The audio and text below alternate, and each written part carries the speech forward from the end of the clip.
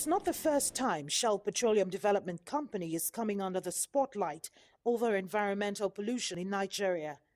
The company runs rusty 50-year-old oil pipelines through the Niger Delta. The pipes have been broken at least 7 times since 1990, spilling large volumes of crude oil. In 2009, a major fire outbreak along the pipeline lasted more than a day. The resultant pollution is now blamed for rendering waste vast arable land and polluting freshwater bodies.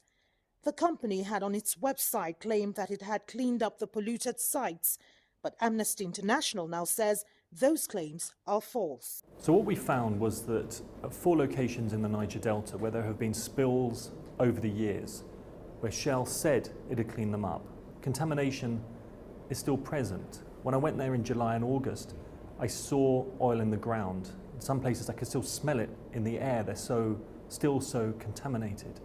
So what we, Amnesty International, really is calling for is for Shell to do what it says it's done and go back to these places and do a proper cleanup.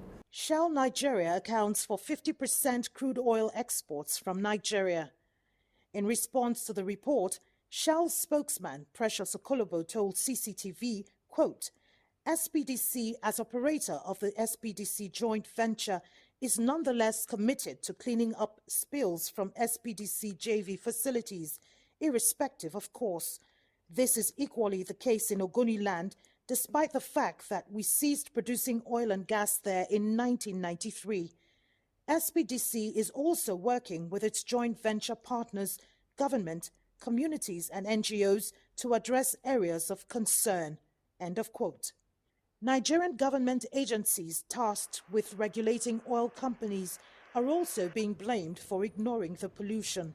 Our investigation looked at the failures of the government agency called NOSDRA. This is the regulatory body whose role it is to ensure that Shell goes and cleans up these sites properly.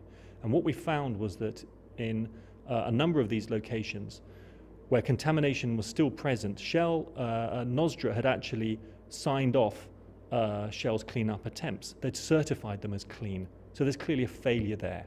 We want the Nigerian government to investigate this failure, and we also want the Nigerian government to give NOSDRA the tools it needs to be a properly effective watchdog. The report was jointly produced by environmental rights campaigners who say this has brought untold hardship on the people. It was published to coincide with the 20th anniversary of the execution of 9 Niger Delta leaders, including writer Ken Saro-Wiwa. Their waters have been destroyed. Their fishing wells have been destroyed. Creeks are polluted. Farmlands are contaminated. And these are people who grew up fishing, farming, and this has been taken away from them with no alternative livelihood given to them. In 2011, the UN Environmental Agency, UNEP, unraveled an appalling level of pollution in the Niger Delta, exposing hundreds of thousands of people living in the areas to health risks. The recommendations in that report was clearly not implemented, and now Amnesty International is calling for strict adherence.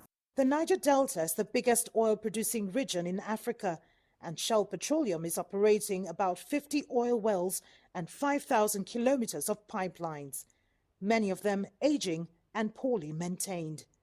Kelechi Emekalam, CCTV Abuja, Nigeria.